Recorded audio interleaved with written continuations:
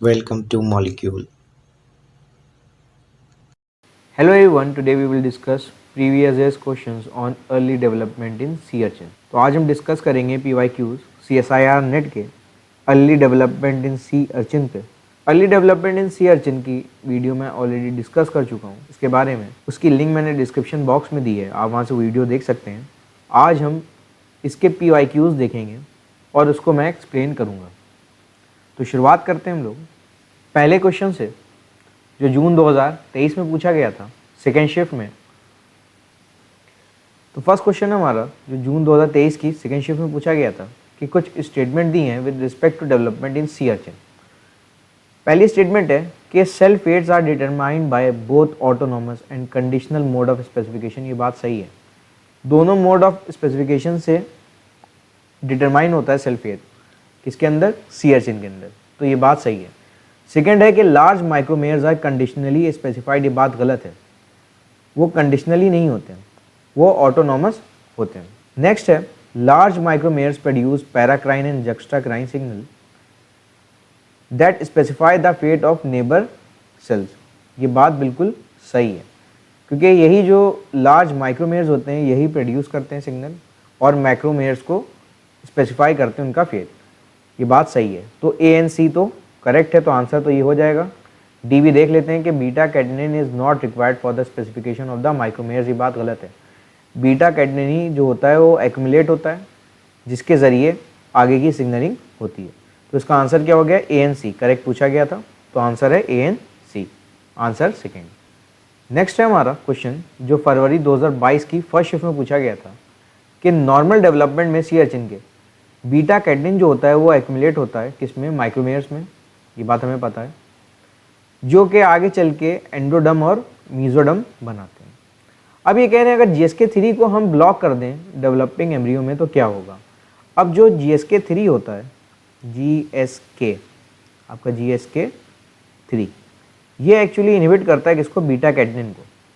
जब बीटा कैडनिन को इनहिबिट करता है तो बीटा कैडनिन एक्यूमुलेट नहीं हो पाता न्यूक्लियाई के अंदर। मगर अगर हम यहाँ पे GSK3 को ब्लॉक कर दें तो बीटा कैडनिन क्या करेगा, सारे सेल्स में इंटर कर जाएगा, न्यूक्लियस में, सारे सेल्स के न्यूक्लियस में इंटर कर जाएगा। अब ये कह रहे हैं कि GSK3 को हमने ब्लॉक कर दिया तो सारे सेल्स में जाना चाहिए, तो इसका आंसर देखते हैं क्या होगा।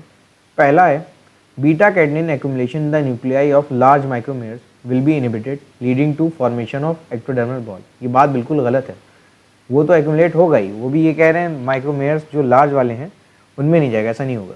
Beta catenin will accumulate in the nuclei of all blastula cells leading to an ectodermal ball. ये बात भी गलत है, क्योंकि बीटा कैडनिन जो होता है वो स्पेसिफाई करता है एंडोडम और मीजोडम को। अब अगर वो एक्यूमुलेट होगा तो एक्टोडर्मल बॉल थोड़ी ना बनेगी, ये बात गलत है बिल्कुल।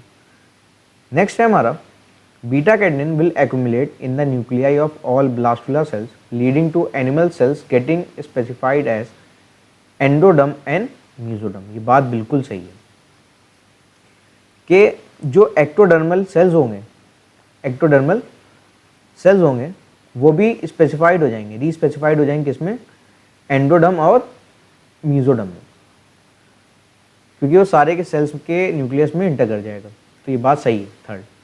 तो इसका आंसर क्या हो जाएगा, थर्ड। बाकी फोर्थ स्टेटमेंट भी देख लेते हैं। Beta catenin which accumulate in the nuclei of large micromeres will be inhibited leading to animal cells getting specified as endoderm and mesoderm. ये बात गलत है, वो इनहिबिट नहीं होगा। तो इसका आंसर क्या है, 3। नेक्स्ट है हमारा क्वेश्चन नंबर 3 जो नवंबर 2020 की फर्स्ट शिफ्ट में पूछा गया था। अगर ब्लास्टोमेयर्स को 4 सेल सी अर्चिन एम्ब्रियो के आइसोलेट किया जाए तो हर ब्लास्टोमेयर जो होता है वो क्या बना देता है, प्लूटियस लार्वा। ये हमने देखा था एक्सपेरिमेंट में, वीडियो में मैंने डिस्कस किया, आप देख सकते हैं उसको जाके। तो ये किसका एग्जाम्पल है, ये एग्जाम्पल है कंडीशनल स्पेसिफिकेशन का, क्योंकि हर सेल जो है वो एक नया प्लूटियस लार्वा बना रहा। तो ये किसका हुआ, ये है कंडीशनल स्पेसिफिकेशन का। अगर ऑटोनॉमस स्पेसिफिकेशन होता तो कंप्लीट लार्वा ना फॉर्म होता। तो इसका आंसर क्या है, सेकेंड। नेक्स्ट है हमारा क्वेश्चन नंबर 4 जो दिसंबर 2016 में पूछा गया था। ड्रेश एक साइंटिस्ट थे जिन्होंने परफॉर्म किया था एक एक्सपेरिमेंट प्रेशर प्लेट, जिसमें इन्होंने इंट्रिकेट रिकॉम्बिनेशन किया था 8 सेल सी अर्चिन एम्ब्रियो। इसमें इन्हें रीशफल्ड कर दिए थे न्यूक्लियस को, जो कि नॉर्मली जो रीजन के थे उनको उठा के दूसरे रीजन में इन्होंने पुट कर दिया था। जैसे एंडोडर्म जो बनाने वाले थे उन्हीं ने इसको उठा के एक्टोडर्मल रीजन में पुट कर दिए थे सेल्स को। फिर इन्हें देखा कि अगर सिग्रीगेशन होगा न्यूक्लियर डिटर्मिनेंट्स का, तब रिजल्टिंग एम्ब्रियो जो बनेगा वो डिसऑर्डर्ड होगा, इन्हीं ने एज्यूम किया। मगर इन्हें देखा क्या कि नॉर्मल एम्ब्रियो ऑब्टेन्ड हुआ, तो इससे इन्हीं ने कुछ possible interpretations regarding the 8 cell embryo बताए। अब वो इंटरप्रिटेशंस हमको देखना है। अब इसमें ट्रू इंटरप्रिटेशंस क्या हैं उसके बारे में बात करनी है।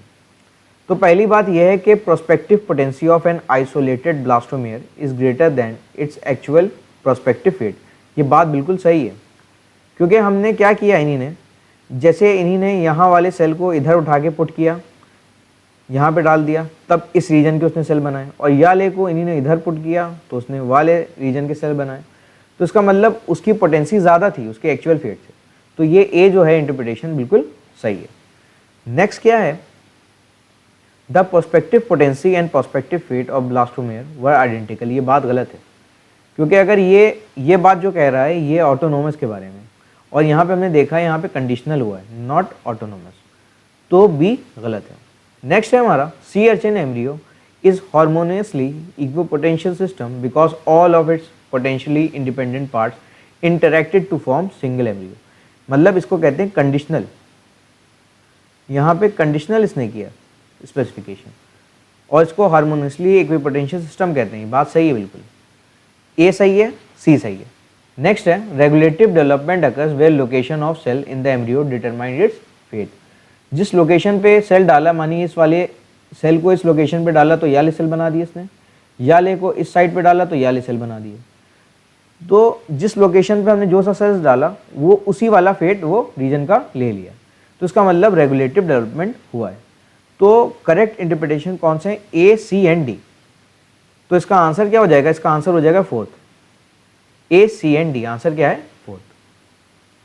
नेक्स्ट क्वेश्चन है जो नवंबर 2020 की सेकेंड शिफ्ट में पूछा गया था। ड्रिश ने यही एक्सपेरिमेंट के बारे में, प्रेशर प्लेट एक्सपेरिमेंट, जिसमें इन्होंने अल्टर कर दिया distribution of nuclei in 8 cell sea urchin embryo. ये मैंने वीडियो में डिस्कस किया है, वहाँ ये वीडियो पूरी देख सकते हैं उसमें ये एक्सपेरिमेंट। फिर इन्हें देखा कि ऑब्टेन किया नॉर्मल लार्वा इन एम्ब्रियो से, तो इन्होंने पॉसिबल कंक्लूजन निकाला, वही है। अब इसके बारे में भी देख लेते हैं। Prospective potency of the blastomere is less than the actual prospective fate. ये बात बिल्कुल गलत है। इनकी प्रोस्पेक्टिव पोटेंसी जो थी वो ज़्यादा थी इनके एक्चुअल फेट से, क्योंकि रीजन जब बदले हमने, मानिए ये रीजन था, इस रीजन का सेल जब हमने इस रीजन में डाला तो ए रीजन वाले से बी रीजन में डाला, तो ये वाले सेल ने बी रीजन वाले सेल्स का फेट एक्वायर कर लिया। तो इनकी प्रोस्पेक्टिव पोटेंसी इनके एक्चुअल फेट से ज़्यादा है, ना कि कम। तो ए गलत हो गया। नेक्स्ट क्या है, सी urchin embryo is a harmoniously equipotential system implied that the cell interaction is critical for the normal development। ये बात बिल्कुल सही है, क्योंकि इनके जो इंटरेक्शन होता है बिटवीन द सेल्स वो नॉर्मल डेवलपमेंट के लिए रिस्पॉन्सिबल होता है, और ये हार्मोनियस इक्विपोटेंशियल सिस्टम है। ठीक, तो बी करेक्ट है। तो ए रॉन्ग हो गया, ये कट गया। अब बी करेक्ट है तो ये भी कट जाएगा। बी करेक्ट है तो सेकेंड और थर्ड में आंसर होगा। नेक्स्ट है prospective potency of the blastomere is greater than the actual prospective fate. यही मैंने अभी यहाँ पे बताया कि इनकी जो प्रोस्पेक्टिव पोटेंसी होगी वो ज़्यादा होगी इनकी प्रोस्पेक्टिव फेट से। तो सी करेक्ट है। तो आंसर क्या हो सकता है, बी एंड सी। तो इसका आंसर क्या है, second, B and C. D statement भी देख लेते हैं। Prospective potency of the blastomere is equal to the prospective fate. ये गलत है, इसका मतलब होता है ऑटोनोमस, और यहाँ पे ऑटोनोमस नहीं कंडीशनल है। ठीक है, तो ये चीज़ होती है। तो यहाँ पे करेक्ट कॉम्बिनेशन देखना थे क्या निकले इससे, तो वो बी एंड सी है। नेक्स्ट है जो जून 2015 में पूछा गया था, which one of the following about development of sea urchin embryo is true. अब सी अर्चिन एम्ब्रियो के डेवलपमेंट में क्या बात सही है। Each blastomere of 4 cell stage possess a portion of original animal vegetal axis and if isolated and allowed to develop will form a complete but smaller larva size। तो ये बात बिल्कुल सही है कि जो 4 सेल स्टेज थी उसके अगर सेल इन्हीं ने आइसोलेट किए, सबको आइसोलेट किया, तो सबने क्या किया, लार्वा बना लिया, सबने लार्वा बना लिया 4 सेल स्टेज से जब हमने एकक को आइसोलेट किया, मगर वो जो बना वो स्मॉलर साइज लार्वा बना। ये बात बिल्कुल सही है, ये हमने वीडियो में डिस्कस किया था।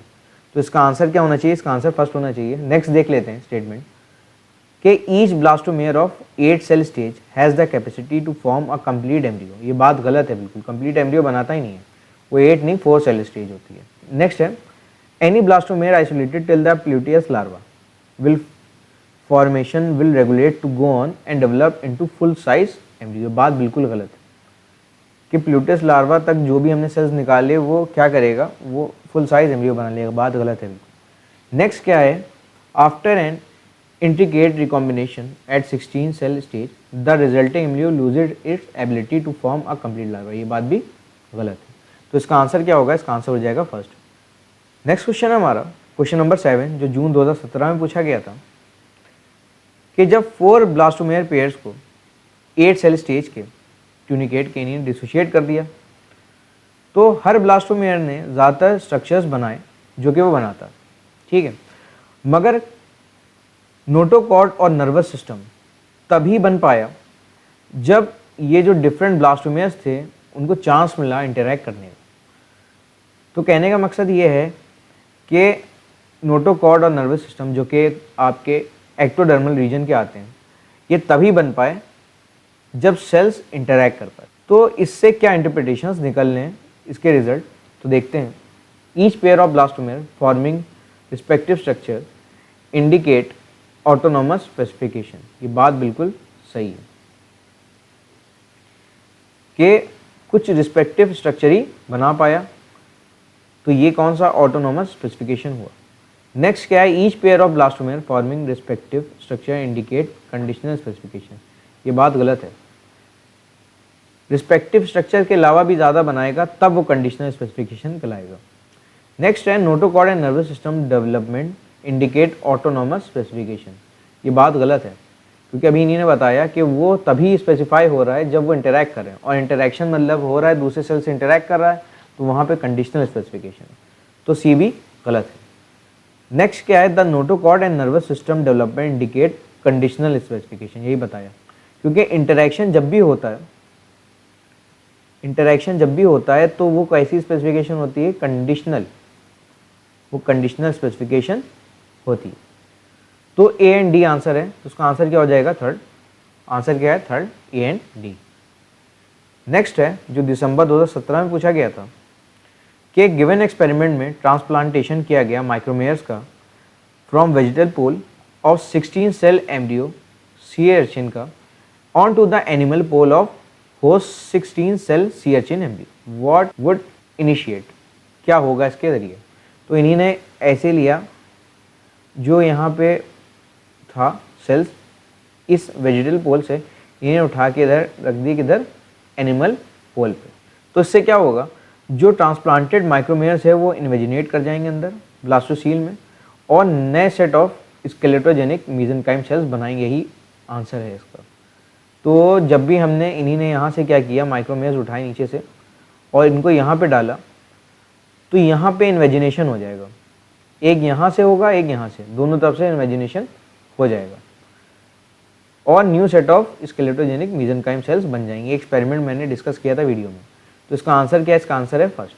नेक्स्ट है ट्रांसप्लांटेड माइक्रोमेयर्स टू इंग्रेस, नहीं, इन्वेजिनेट करेंगे। नेक्स्ट है transplanted micromeres will mingle with the host micromere. ये गलत है, ये भी गलत है, ये भी गलत है। The transplanted micromeres will form the secondary archenteron, ये नहीं बनाएंगे, ठीक है ना। तो ये भी गलत है। तो इसका आंसर क्या है, इसका आंसर है फर्स्ट कि ट्रांसप्लांटेड माइक्रोमेयर्स इन्वेजिनेट कर जाएंगे इसके अंदर ब्लास्टोसील के अंदर और नए set of skeletogenic mesenchyme cells बनाएंगे। तो इसका आंसर क्या है, इसका आंसर है फर्स्ट। नेक्स्ट है क्वेश्चन नंबर 9 जो जून 2018 में पूछा गया है कि given below are few statement regarding the role of dishevelled and beta catenin in the development of sea urchin. अब डाइशेल्ट और बीटा कैडनिन के रोल के बारे में डिस्कस किया गया है इसमें। Dishevelled is localised in the vegetal cortex of the oocyte before the fertilisation and in the region of 16 cell embryo about to become the micromeres. ये बात बिल्कुल सही है। कि एक्चुअली बीटा कैटनिन जो होता है वो वेजिटल कॉर्टेक्स नीचे वाल यहाँ पे एक्यूमुलेट कर जाता है बिफोर फर्टिलाइजेशन, और यही जो होता है वो आगे चल के क्या बनाता है सेल्स में, वो माइक्रोमेयर्स बनाने में मदद करता है। ठीक है ना, तो ये बात बिल्कुल सही है। फिर ये क्या है ना, dishevelled is localised in the cytosol of the oocyte during oogenesis and in the micromeres forming blastomeres of 16 cell embryo. बात गलत है, ड्यूरिंग oogenesis नहीं होता, बिफोर फर्टिलाइजेशन होता है। नेक्स्ट है beta catenin accumulates predominantly in the micromeres and somewhat in the west two tier cells. ये बात सही है, बीटा कैटनिन या तो इसी में होगा माइक्रोमेयर्स में, या कुछ जो ऊपर वाले सेल्स होंगे वेस्ट टू के उसमें भी हो सकता है। नेक्स्ट है treatment of embryo with lithium chloride. Lithium chloride करता क्या है, ये इनहिबिट करता है GSK3 को। जब GSK3 इनहिबिट होगा तब बीटा कैटनिन सारे सेल्स में एक्यूमुलेट हो जाएगा। तो ये स्टेटमेंट क्या कह रहा है, treatment of embryos with lithium chloride does not allow the accumulation of beta catenin in the nuclei of all blastula cells. ये बात बिल्कुल गलत है। ये तो मैंने बताया, जब वो GSK3 को इनहिबिट करेगा तो GSK3 बीटा कैटनिन को इनहिबिट नहीं कर पाएगा, और बीटा कैटनिन क्या करेगा, सारे सेल्स में, ऑल सेल्स में ये क्या करेगा, एक्यूमुलेट कर जाएगा। और ये भी कह रहे हैं animal cells thus become specified as endoderm and mesoderm. जब बीटा कैटनिन एक्यूमुलेट ही नहीं होगा सारे ब्लास्टुला सेल्स में, तब ये कैसे बन जाएगा एंडोडर्म और मेसोडर्म। ये बात बिल्कुल गलत है। तो सारे सेल्स में जाता और वो सेल्स स्पेसिफाइड हो जाते हैं as endoderm and mesoderm.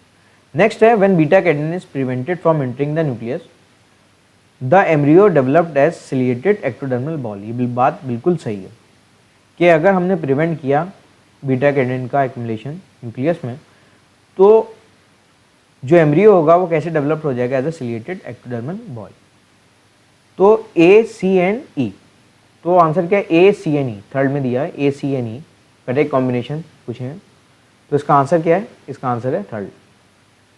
Next question है हमारा लास्ट क्वेश्चन, दिसंबर 2012 में पूछा गया है कि in sea urchins a group of cells at vegetal pole become specified as the large micromeres, these cells are determined to become skeletogenic mesenchyme cells. तो ये बात हमको पता है कि जो वेजिटल पोल सेल्स होते हैं वो स्पेसिफाइड होते हैं एज अ लार्ज माइक्रोमेयर्स, जो कि बन जाते हैं आगे चल के स्केलेटोजेनिक मेसेनकाइम सेल्स। ये स्पेसिफिकेशन जो होती है वो कंट्रोल किसके ज़रिए होती है, एक्सप्रेशन ऑफ PMAR1, जो कि रिप्रेसर होता है HC का। HC एक्चुअली रिप्रेस करता है जीन्स को, जो कि आगे चल के ट्रांसक्रिप्शन फैक्टर्स जो होते हैं उनको एक्टिवेट करती हैं और स्केलेटन फॉर्मिंग जीन्स को एक्टिवेट करती हैं। तो ये जीन रेगुलेटरी नेटवर्क दिया हुआ है यहाँ पे। तो यहाँ पे आप देख सकते हैं कि ये आपके मैटरनल फैक्टर्स थे OTX और बीटा कैटनिन, ये एक्सप्रेशन कराते हैं PMR1 का। PMR1 फिर क्या करता है, इनहिबिट कर देता है HC को। ये हो रहा है माइक्रोमेयर्स में, और HC जब इनहिबिट हो जाता है तो वो इन टर्न इन वाली जीन्स को इनहिबिट नहीं करता, ATX1, TBR और ETS को इनहिबिट नहीं कर पाता। दूसरी तरफ बाकी सेल्स में ब्लास्टुला के PMR1 का एक्सप्रेशन नहीं होता, क्योंकि वहाँ पे बीटा कैटनिन एब्सेंट होता है, जिसकी वजह से HC एक्टिवेट हो जाता है और वो बाकी जीन्स को इनहिबिट कर देता है, और ये नॉन स्केलेटोजेनिक सेल्स बन जाते हैं। तो अब आगे देखते हैं, कॉलम 1 में इन्हीं ने ये एक्सपेरिमेंट दिया है जो कैरी किया गया है, mRNA और एंटीसेंस डाला गया है डिफरेंट जीन्स का single cell sea urchin embryo में, और कॉलम 2 में उसका डेवलपमेंटल आउटकम देखा गया। अब इसको मैच करना है। तो यहाँ पे हम देख सकते हैं, पहले लिख लें, अगर PMAR1 एक्टिव होगा वो इनहिबिट करता है किसको, HC को, और HC किसको इनहिबिट करता है, बाकी जीन्स को, और ये जीन्स स्केलेटोजेनिक फॉर्मिंग जीन्स हैं, ठीक है ना, जिसको आगे चल के ये स्केलेटन फॉर्मिंग जीन्स आगे स्केलेटन बनाएंगे। अब PMR1 को अगर इनहिबिट कर देंगे तो HC एक्टिवेट होगा और ये पाथ चलेगा, और अगर PMR1 एक्टिव होगा तो ये इनहिबिट हो जाएगा। अब देखते हैं यहाँ पे हुआ क्या।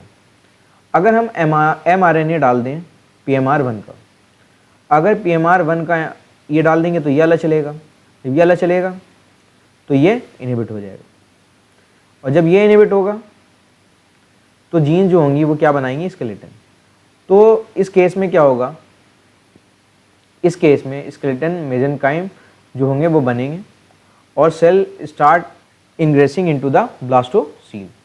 तो इसका ये होगा, ए का फर्स्ट होगा। अगर mRNA डाल दें किसका, HC का, mRNA HC का डालेंगे तो ये पाथ तो चलेगा नहीं, ये चलेगा। जब ये चलेगा तो ये जीन को इनहिबिट कर देगा, ये जीन्स इनहिबिट हो जाएंगी और ये बनेगा नहीं। तो इस केस में क्या होगा, इस केस में स्केलेटन मेसेंकाइम फॉर्म नहीं होगा। नेक्स्ट है अगर एंटीसेंस डाल दें PMR1 का। अब एंटीसेंस हमने किसका डाला, PMR1 का, तो वो इसको इनहिबिट करेगा। जब वो इसको इनहिबिट करेगा तो ये पाथ रुक जाएगा। जब ये पाथ रुक जाएगा तो HC एक्टिव होके बाकी जीन्स को इनहिबिट कर देगा।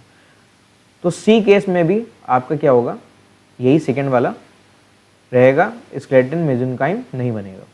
और अगर एंटीसेंस डाल दें HC का, इसको इनहिबिट करने वाला डाल दें, तब क्या होगा, तब ये जीन्स एक्टिव होंगी और स्केलेटन बन जाएगा।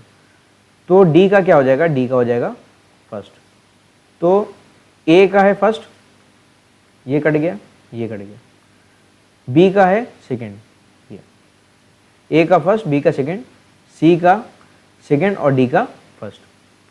तो इसका आंसर क्या है, इसका आंसर है थर्ड। तो ये हमने कुछ PYQs जो पूछे गए थे सी अर्चिन के अर्ली डेवलपमेंट पे, उसको डिस्कस कर लिया आज। आई होप आपको वीडियो पसंद आई होगी। Thank you. Please like, share and subscribe.